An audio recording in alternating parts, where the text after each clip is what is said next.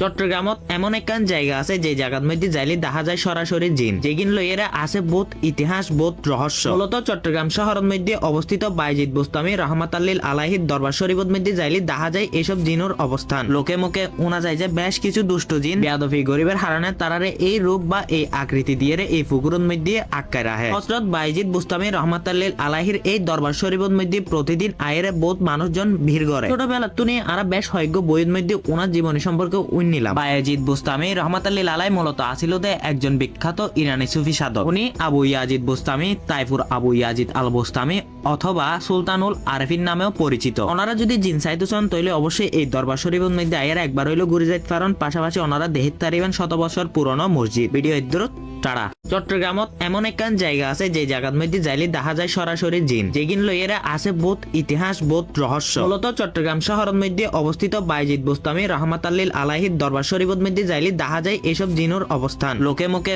উনা যায় যে বেশ কিছু দুষ্ট জিন বেয়াদফি গরিবের হারানে তারারে এই রূপ বা এই আকৃতি দিয়ে এই পুকুরের মধ্যে আটকায় রাখে। হযরত বাইজিদ বুস্তামি রহমাতাল্লিল আলাহির এই দরবার শরীফের মধ্যে প্রতিদিন আয়ের বহুত মানুষজন ভিড় করে। ছোটবেলা তুনি আর বেশ হয়জ্ঞ বইয়ের মধ্যে ওনার জীবনী সম্পর্কে নিলাম। বায়েজিদ বুস্তামি রহমাতুল্লাহ আলাইহি মূলত আছিল একজন বিখ্যাত ইরানি সুফি সাধক। উনি আবু ইয়াজিদ বুস্তামি, তাইফুর আবু ইয়াজিদ আল বুস্তামি অথবা সুলতানুল আরেফিন নামেও পরিচিত। ওনারা যদি জিন চাইতে চান তাহলে অবশ্যই এই দরবার শরীফের মধ্যে আয়ের একবার হইলো ঘুরে যাইতে পারেন। পাশাপাশি ওনারা দেখিত পারিবেন 100 বছর পুরনো মসজিদ। ভিডিও ইদ্রত টাড়া।